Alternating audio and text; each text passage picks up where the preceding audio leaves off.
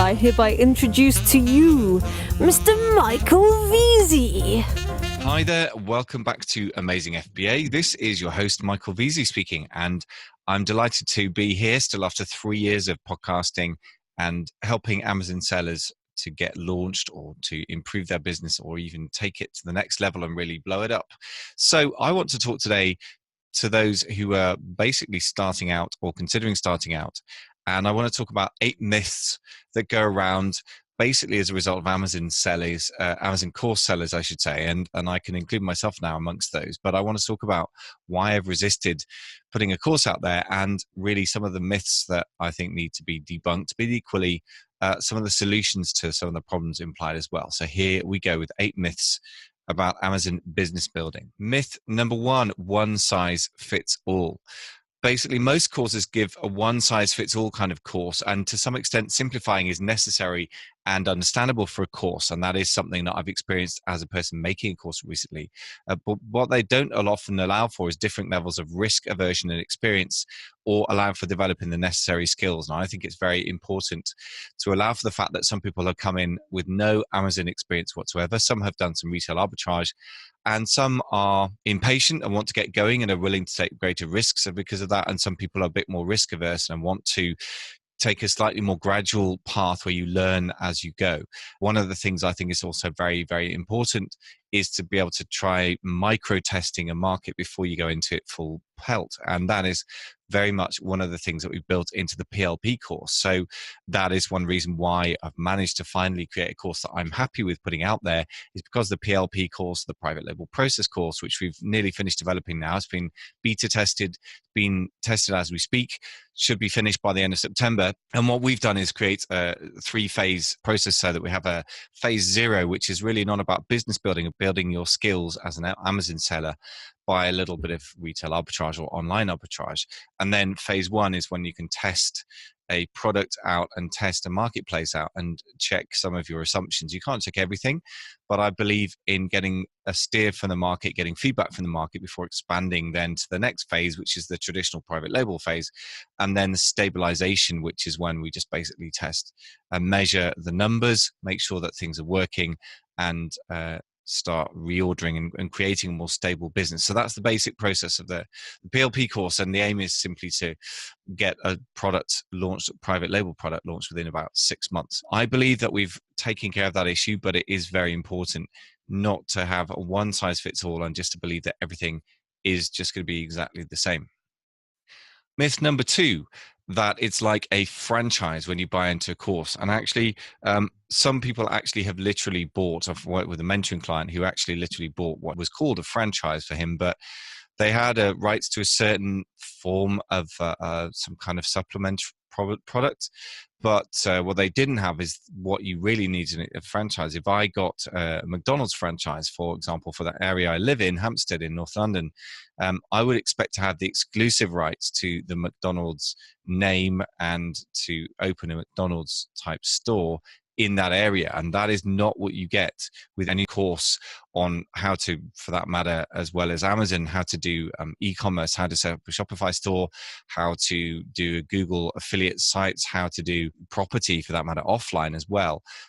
Basically, exclusivity is part and parcel of a franchise, and that's why people can charge good money for it. The other thing you get is a massive brand, a global brand like McDonald's or Starbucks or what have you, behind it, giving it marketing, and therefore the logo and the name that you have has value because that value is being created and continues to be created by brand-led big scale advertising. That isn't the case either with a course. What it does give you, of course, is some of the aspects of a franchise that reduce the risk, which is the standardized operating procedures. That is absolutely what a course can do for you. And that's very much what we can do in the private label process course, the PLP course, where we have gone into what is likely to be a little bit of a scary amount of detail, but is really, in my experience, what you actually need to know, which is something like over 150 videos now. And it could be closer to 200. I haven't counted recently, but there are a lot of details and there are a lot of things you can just do in a certain order and sequence, and that will get things working one hell of a lot better with much more security than just trying to reinvent the wheel. So to that extent, yes, that can be promised. I just want everyone to be clear about what you're buying. It's not a franchise and it shouldn't be thought of as such. Myth number 3 is that you can just construct your own business model from free content out there on YouTube or Facebook or podcasts or what have you. Now, it's true that especially YouTube and anything Google based is a perfect search engine. That's what it's for. And therefore, if you have a very, very specific thing that you want to solve, that's a great place to find out how to do it. So that's certainly very handy for tactical level how-to stuff. And that stuff can change quite quickly. So that can be the perfect place to find that information. What it doesn't tell you is the order and sequence that you should be doing things in, or even whether you should be doing things at all. For example, you might find a video on how to hack Amazon's review system, but what it won't tell you is you shouldn't be doing that at all because the risk of suspension is so great that that is just not worth it, or lots of things like that. And that's just a very tiny, obvious example, but some things are more subtle. You know, what is the right order of events? Should you, for example, in the UK, set up a Seller Central account in your own name and then change it over to a company later? And the answer is no, because actually that very rarely works. And you can only know that from experience. So the right order of events is to set up a company, then set up an Amazon business in that order. And so there you might find individual YouTube channels that can very easily tell you how to set up a UK limited company or how to set up a UK Seller Central account. The fact that you need to do one before the other, order and sequence of business building, it's not even the business model that you end up with, but how you build it and in what order, that requires experience and the bigger structure that you get from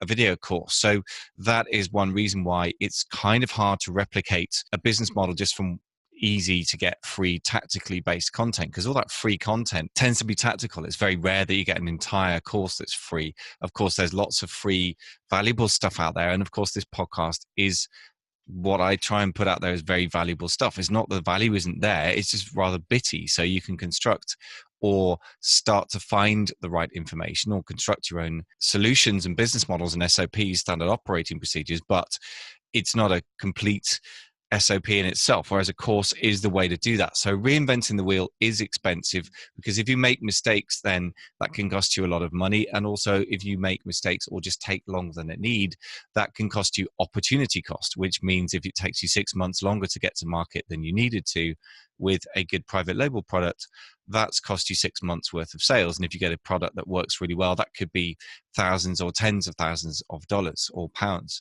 So that is one of the reasons why most of the smart people I know, even though they're very independent and self-taught kind of people and self-motivated, most of them, when you scratch the surface, started off with or have used a course to educate themselves, in fact, sometimes more than one, in order to glean different approaches, different business models. So that is really, I think it is one of the biggest myths out there. Myth number 4 is that starting this business requires no previous experience or skill. And I would say this is true and it isn't true. I would say there is no substitute for experience or skill. Now, no previous experience or skill, sure, that's certainly true if you've got a good training course. And again, a good course will take account of the different levels that people come in with. And we do that in the PLP course. Some people will come in knowing nothing at all about Amazon, and we take them through the absolutely raw basics of the sort of basic retail arbitrage or online arbitrage model.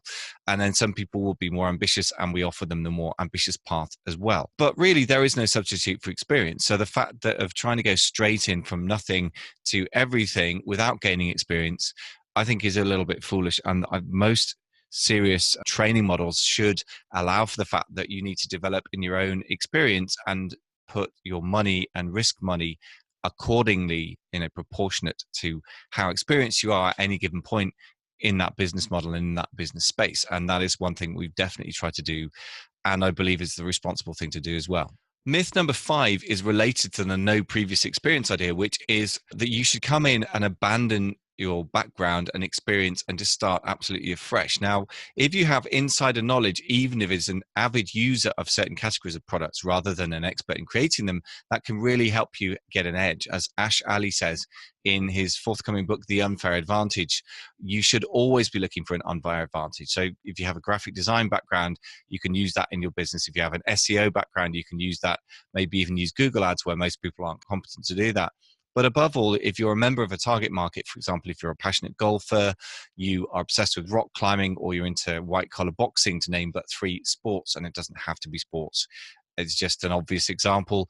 many other things apply as well, then you should be looking into that. If you're really, really knowledgeable about that, then that is a great potential advantage. And I don't think you should just abandon it and start looking at baby clothes or something, for example, if you're a boxer, just because the numbers look good. I think that is one of the biggest mistakes I see out there. And we go quite extensively in the course into how to find a target market you care about and how to find out what they want and really think that through so that you're focused on people and their problems or their passions rather than obsessing with particular products because the numbers are good. Myth number 6 is you can go from A to Z in a single bound. In other words, the traditional model was one simple set of projects from research straight into spending several $1,000s on a product as your first ever purchase and the first thing you've ever tried to sell online. And that's not quite how people put it, but that was the reality. And it doesn't sound wise to me.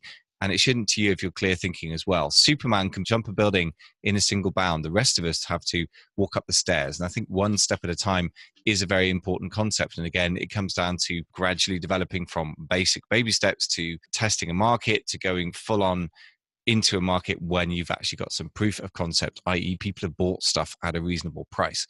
And that's just good old-fashioned business logic. And it's no different on Amazon as well. So there's no substitute for experience or skill.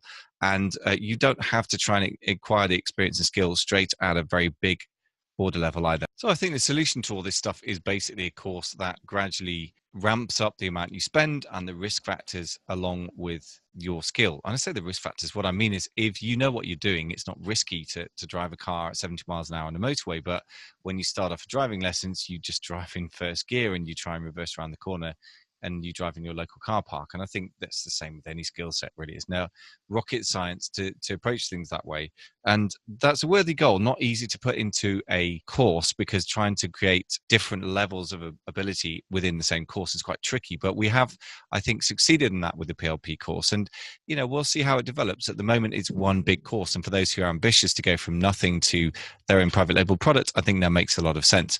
If need be, we might split it into multiple mini courses in the future.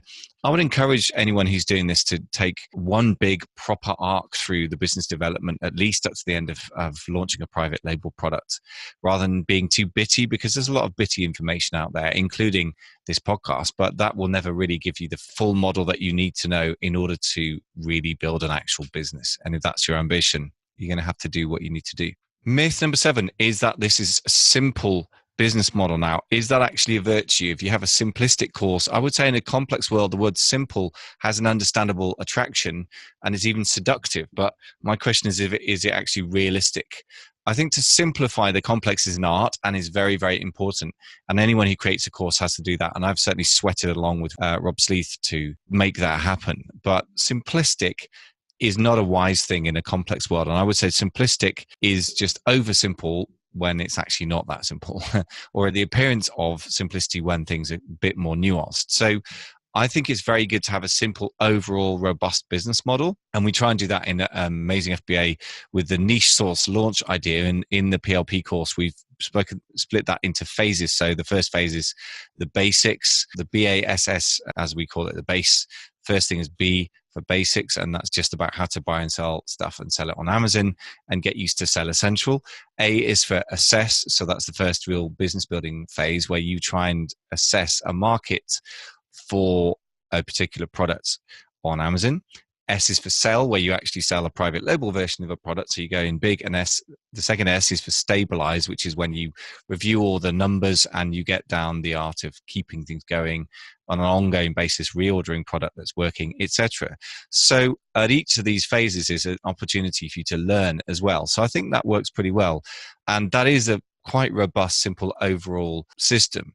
But within each area, there are many details and nuances to go into. And I'm afraid that's true of anything in life. Plus, Amazon has a habit of moving the goalposts every so often. So that needs to be built into a course as well. So you've got to update it. The final myth, myth number 8, is that you can survive well in isolation. So loners are the exception. I know the odd person who built an Amazon business kind of on their own, but most successful people need a community. In fact, the most powerful combination is the 3 C's, having a course, a coach, and a community. And I think that if you had to choose just one when you're first starting out, a course is probably the most valuable, but a community comes a very, very close second to that. And that's why I started the Zero to Hero Mastermind quite a while ago, 2 years ago, for beginners, sellers, and the 10K collectively, exactly a year ago now, in autumn, so September 2017, for those who are doing at least £25,000 a month. And that has gone from strength to strength because really serious people recognize the value of a community and of accountability and mutual sharing, keeping each other going, all the rest of it. So I would say the final thing about the business model is that the idea that it's like a Lone Ranger, Rambo type character is just a myth. This is a team sport. Success is a team sport. And the apparent entrepreneur sitting on a beach idea is just that. It's an idea. Because I know some people who are traveling the globe and being a digital nomad, but they're not actually cut off from people. They are constantly in contact with other people. And that makes all the difference. So that is the final myth that I would say you should park, is the idea of the lone successful entrepreneur. In fact, successful entrepreneurs are normally part of communities and well connected to other people, whether that's digitally or in person. And in person, I have to say, in a world of digital, can be the most powerful, but any form of connection can really work if you're connected with good people and in the right way. So hope that helps to burst a few bubbles and also give you ideas of what's real in my personal experience from teaching people this stuff for up to 3 years now. So thanks for listening. And soon I'll be coming up with a few other pointers on what I think is the right way to successfully build a business model and actually create a real business in Amazon space in 2018 and beyond. Thanks for listening.